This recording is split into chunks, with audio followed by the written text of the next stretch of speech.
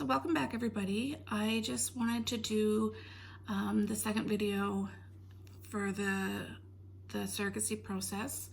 As I said in the last video, I have started the process. It was kind of a funny way that it started. Nothing worked out on the webpage that I had applied on years ago. So I just thought, it's never going to happen. It wasn't meant to be. I'm very much a believer of things happen for a reason. So I'm like, okay. And I kind of accepted that.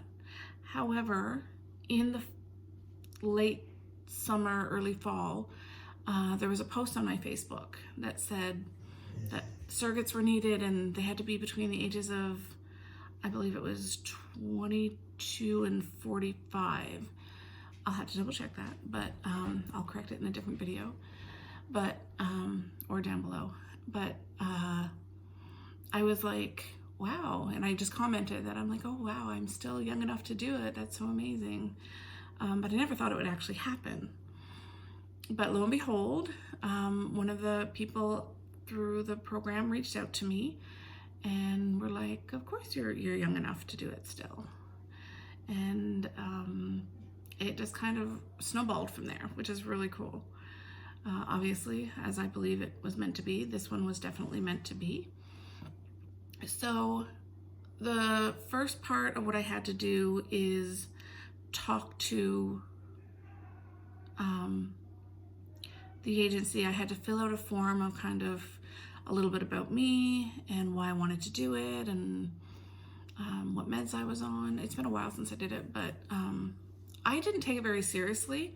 So it's kind of nice that I actually still got matched because I just kind of threw some information up and was like, oh, it's never going to happen. I, at the time, did state that I wanted to make sure that this intended family I wanted to make sure that the intended parents were not going to be in support of corporal punishment. And at the time, I put that I was not okay at all with abortion. And that is my belief. I'm not okay with it. But after doing some soul searching and some talking to some people, I decided that I would have to decide when I met the people and when I understood what their views were. Because if it's going to kill me or the baby, if it's not a viable pregnancy, then it makes sense to terminate to me. But if there's any disability, that's not a good reason. The thing that was my saving grace with the family that I picked was they pretty much believe the same stuff and they understood how strongly I feel about disabilities not being a reason to terminate a pregnancy. So that was good. So at first I wasn't getting any offers because I was so strict with my no abortion, and most people don't seem to be quite on board with that so strictly. So loosening my reins kind of helped. But if you are against it, do not put that you will do it, because they're going to expect you to do it if there's something wrong, or you need to make sure you're having these open conversations with your intended family and the intended parents. But we have come to quite the understanding just by talking, and I can't say how important communication is. I talked to them quite a bit. So we'll go back. We're going a little too far ahead. But so I filled out the paperwork and sent it in, and I wasn't getting anywhere. So I did open myself up, and then I got flooded with about 4 or 5 offers from the agency. And I went through them, and there was some where there would be a language barrier, and I'm like, I'm not really keen on that. I want to be able to have open and honest communication, and I want to make sure that they understand what I'm saying. So the only way around that would be have an interpreter, and that seemed like too much for me right now. I do work, I am a parent, I have other things on the go, so it just seemed like too much work when I knew that there would be people who would speak fluent English here. And in all fairness, one of the intended parents I ended up with is their first language is French. So but as long as we can understand each other and there's good communication, that's what was more important. And there was some that didn't even speak English at all. And I'm like, I can't deal with that. I can't have open and honest communication and make sure that we're understanding each other without an interpreter. So it's just too much. And that's okay. Everybody has their own reasons for doing things, and there's no right or wrong reason for picking who you pick. In all honesty, there was a family who I felt really, I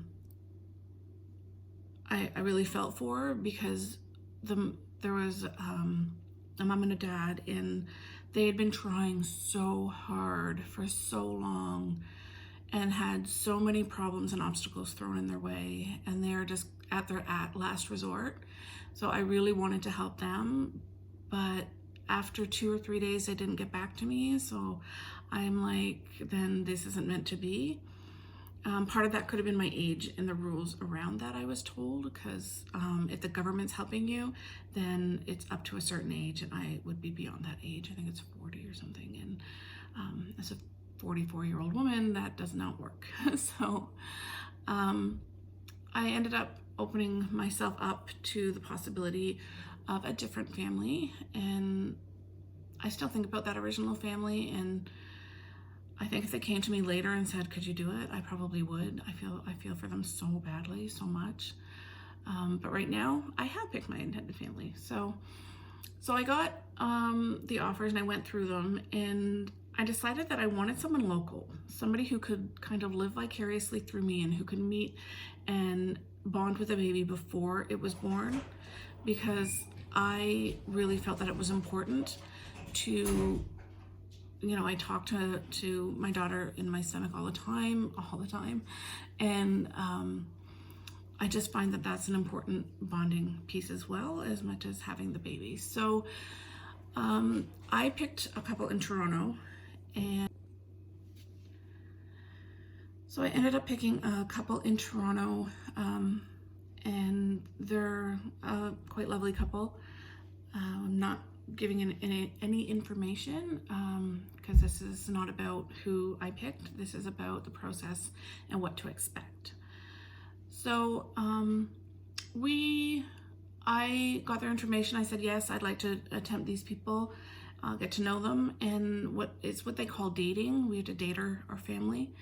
So I met with them on Skype. It was initiated through the agency, and then we kind of took it from there. We kept talking after the agency person hung up, and then we met, I think the next day or 2 days later, at a dog park, because we both have dogs, but they didn't end up bringing theirs, but we both have dogs. So we met at the dog park. It was really cold, but and we talked quite a bit, and got to actually meet face to face, which is good in these COVID times. And we hashed out, like I wasn't afraid to ask them questions, and I think that's important, especially since they've already had themselves a bad time in a situation that failed. So I think we both agree that communication is vital. If you don't ask questions, if you don't say what you're thinking, then how is the other person supposed to know?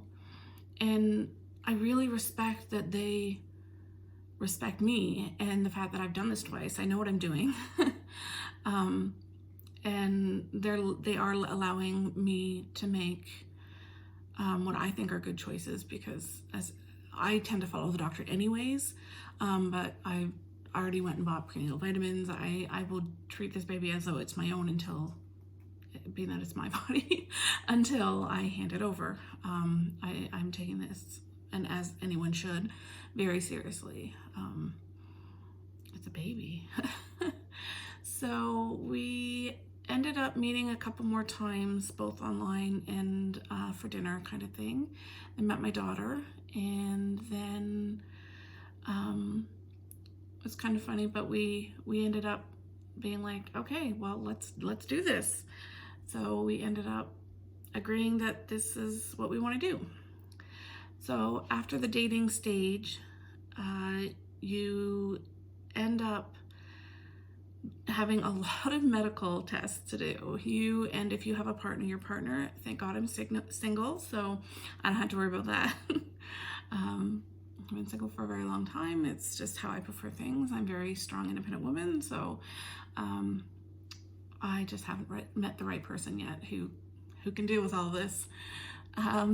So that's fine. But there's blood work and ultrasounds and breast exams. Because of my age, and I think this is important for other people to know, because of my age and because I said I'm going to deliver when I'm 45, I needed to have a chest x-ray and an EKG done. I should know this. I'm an office man in school, but an EKG done for my heart to make sure it was strong enough, which of course it is. I've got a big heart, which may not be a good thing. Not physically big, I just got a big heart. So yeah, so they did all that, and right now we're just waiting on the medical clearance. So today I went in, it was kind of nice. I drove down to their house because they're only a few blocks from the clinic, and I stayed there. They dropped me off, I went up, and they did a whole bunch of ultrasounds. So when you go in, it's actually a lot bigger than I thought, and things went quickly. Don't go early because they're gonna make you wait in the hall. I learned that. So I got there at 10:30, but my appointment wasn't until 10:45, which was actually 11. They just said to be early, so me hating being late, I was there at 1:45. So I had to wait in the hall for 15 minutes, which is fine. And then I go in and I get my COVID screening, which, you know, you're going to expect anywhere these days. So they took my temperature. You have to fill out your questionnaire before you go. And yeah, I think that was pretty much it. But it's all standard stuff. Being that I work in healthcare, it was no, we're all good.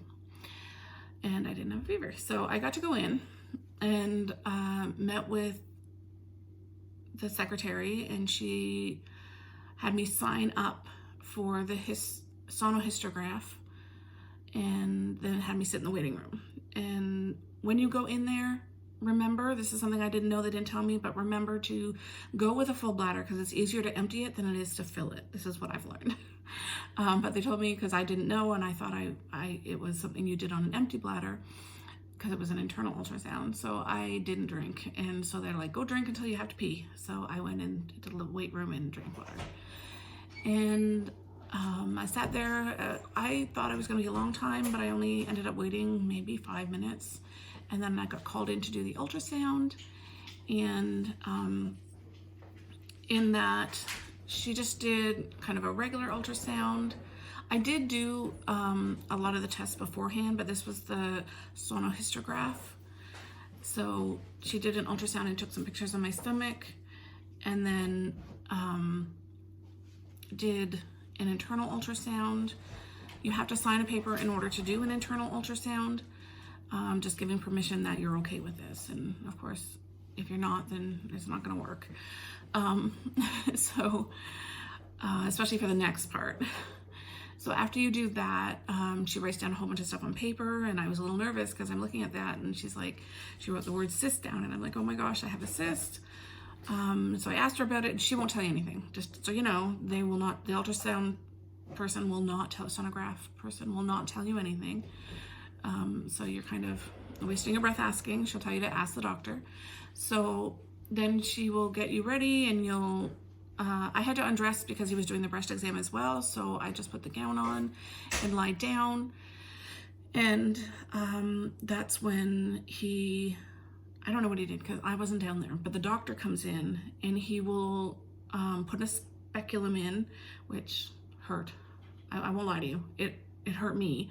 Now everybody has different feelings, but I'm sensitive and it hurt. I almost jumped off the table, but it was okay.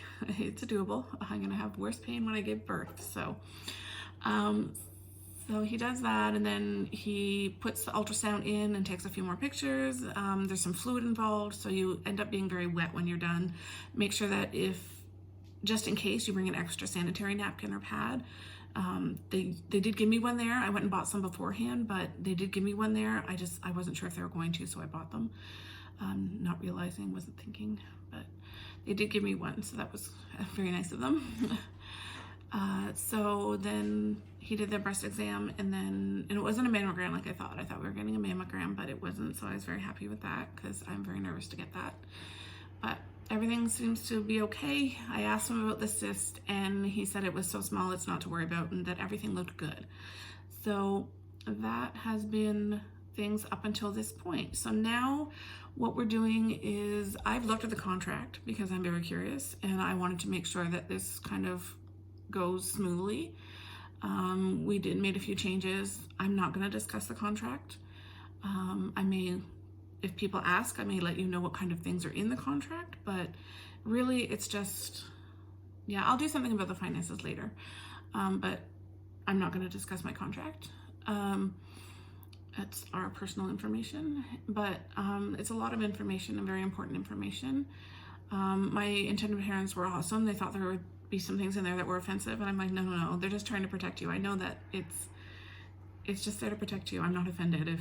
If you want to do certain things a different way, that's fine. I'll discuss that more later.